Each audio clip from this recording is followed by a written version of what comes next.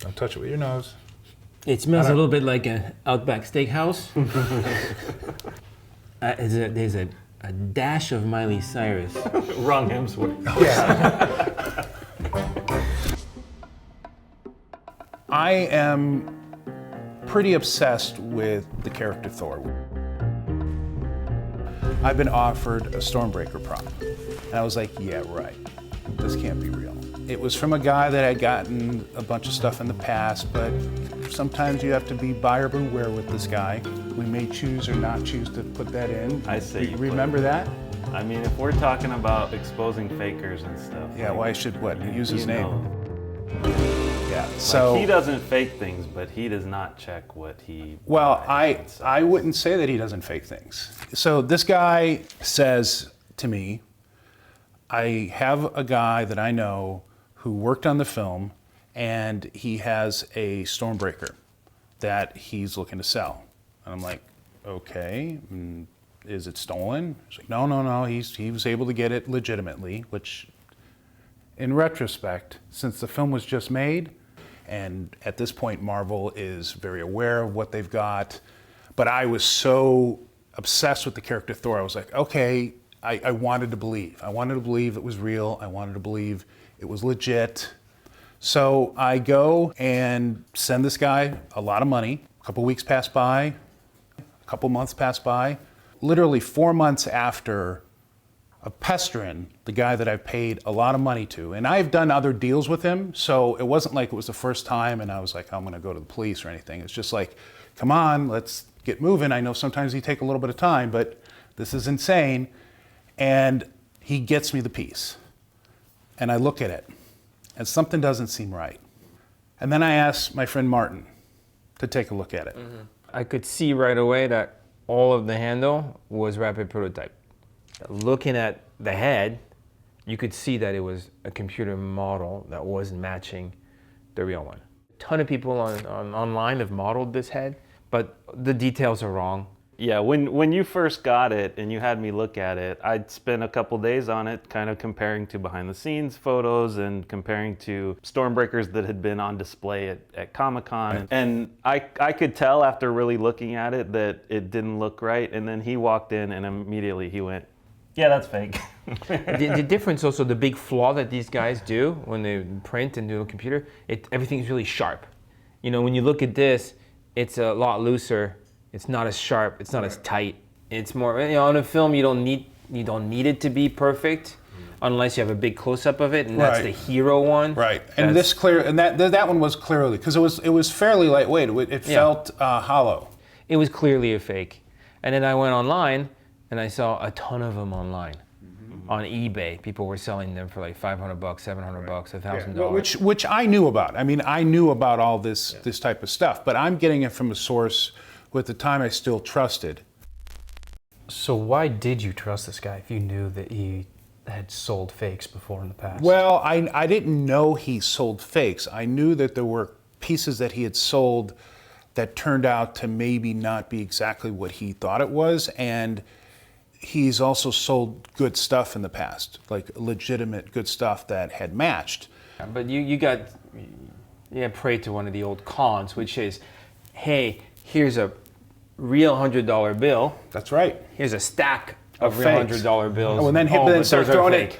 Well, yeah, exactly. So mixing the real with the fake, which is something you have to be very aware of. So if someone sells you one real thing, it doesn't mean the rest is going to be real. That's absolutely true. Yeah. Well, that's why I immediately, when I got it, and honestly, the lead up time to getting the piece also made me question what I was going to get. They were making it while you were getting it. Exactly, which I think is what happened. This is the file that was a smoking gun. Mm-hmm. So this is clearly amateur-ish, you know. Right. Well, I mean, I wouldn't say amateur. I'd say from a fan's perspective, working off of photos, it's really well done. It's a fan build, you know. It's an Etsy build. So it's for cosplaying and Halloween cosplay. I have nothing against the person that did this. On the contrary, This was used to fake to a person like myself who wants to try and collect original pieces. Good job, basically. Good job, and it's too bad. It was what was it, like $20? Yeah, something like that. It's still up. The cost of printing a hammer like this, it isn't much. Yeah. So, I mean, it could have been done in a week. So when you guys were trying to figure out if it was real, you didn't have this one. This No, is no, not no, no, that no, one. no, no, no. There had never been one sold in auction, which is where this piece came from. This piece came from a Bonhams auction that was donated by Marvel to a BAFTA charity, which do you remember what the charity was? Illuminate BAFTA, I think. Illuminate BAFTA. So this was a piece that came with Marvel paperwork. It was donated by Marvel to BAFTA for one of their charities. The lesson I would get from this is if you want to make a really good fake, get the original. Having the real one is the only way to make a really good fake. That's why in all the Ocean's 11 and all those movies, they always replace the caper movies. They replace That's right. the real one with the the fake. fake. No one notices until Right. a specialist Till too comes late, in and yeah. he goes, "Well, that doesn't look right. The That's right. crown jewels are a little fake." It's the same thing. Mm-hmm. It's awesome. It's not awesome. It sucks. It's cool. And I mean, don't you think that even if this came from Marvel officially, it doesn't necessarily mean that it's from the movie? So the only way to tell if you have an original is It's to just- have an original. Even if you have an original, how Yeah. do you know it's not a super good fake? There's telltale signs. Like what? Well, that it's not perfect. The previous version, the fake, Yeah. wasn't perfect. It wasn't perfect, but it was not perfect. It was perfect and not perfect in the details. I'm talking about the fabrication is not perfect. Like in a film, you don't need stuff to be perfect. When you're watching a movie, you watch it, the prop, you got to watch it through this. Yeah. That's what it looks like. Yeah. It's out of focus. This, you would think, is like a great hero shot of him holding Stormbreaker. And then you zoom in, it was CG'd over. Yeah. And there's behind the scenes of him holding just a black stick with a rubber axe on the end, which he would have used to swing around. Even the thumb is weird looking. Yeah, so it's roto. That's roto and paint job. It's like just Yeah. rotoing the piece So out. this is a CGI Stormbreaker, so it's impossible to screen match. Right. From looking at it, just simply looking at it, right off the bat, I can tell this is like high-end production made. The one thing that's extremely difficult to make in movies that they do well today, and I think they started doing it in the second Terminator, is to put metallic paint on rubber. Right. It's a really complex, difficult process. It's a spray-on. It's expensive. It's difficult. So this is professional. Like it's rubber, but it's that hard rubber. Right. There's a durometer to the rubber. They call it. It's a softness. This Right. is hollow and hard. But normally, when you would do that and you had metal paint on it, it would break away. Right. It would chip off. But this is embedded in it. Right. So that process is really cool. So looking at it, so you could push on it. It's not sharp. Ouch. It's not sharp, It's not sharp. but it's like, yeah, that's professional, like movie grade armor. But you can actually see this part flex right there. Yeah. You can clearly tell that it's you a can soft tell material. this is Yeah. hollow too. Yeah. So they roto mold it, you Yeah. know, they mold it, and then they do the paint job, which is, I mean, that's how you can tell. Wow, that's just freaking, amazing quality. The fake, Yeah, it was right. just a paint job on a hard surface. If I took some acetone, I could wipe it clean, and then you did a little patchwork with a sponge to give it like a little feel to it, and use spray paint. Yeah. It's like a completely different job. So acetone would not take this paint? No, it's like pretty much embedded in the surface. It's really super high end, and you could see there's a couple cracks here on the edges. It starts to peel off in a couple little spots, but it's really minute. And if you look at it from a close up, you see all the metallic flakes in it. There's beautiful metallic flakes. There is there's a pattern there done with a sponge probably to get the secondary, the darker metal. Right. So there's a finishing on it. Right. And you could totally see the all of the metallic flakes on it. It's really beautiful. I mean, it's top notch, paint job. This is not amateur hour. This is like. What about the high-end. handle? Because the handle's paint, there's a lot of texture to it. Yeah. So look, the handle you could see. All right. So it's rubber, right? Okay. So you can see the color. It's an amber color.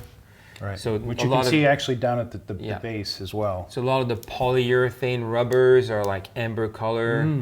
So this is probably a polyurethane rubber. It's polyurethane because the paint likes to stick to polyurethane. If it was silicone, you'd have to use silicone paint, and it wouldn't stick as well. Okay. So polyurethane paints, have solvent. The solvents melt the surface, they attach. Still, you can see it's detaching a little bit. It's coming off of it. But despite that, the paint job is sticking pretty well on it. So this is it's not a rapid prototype version. It's a mold that was made to do multiple of these pieces. guys, multiple Yeah. pieces. Can we look at the end? Yes. Can you lift it? I can lift Are you it. worthy? Worthy. Well, does. Stormbreaker, you don't have to be worthy to carry Stormbreaker. He's as worthy as Thanos. Yes, I'm as worthy as Thanos. Like, look how beautiful the inside is. You can see it, the Yeah. wood grain on the inside. It's awesome. The design on the bottom is really beautiful. If you look at it, it is. It's really cool. Unlike the other one, who was just Right. It's just completely sanded off. And I don't think anybody's ever seen that detail, because I don't think you ever see never the see end. it. No. Yeah, and when you look at it, the attention to detail is really cool, and you can it actually almost feels like they used, I don't know, it looks like a real piece of wood on the bottom. When you look at a prop like this, it's clear that there's a lot of intention behind it. Right. The guy who built it Right. built this knowing that it would be handled.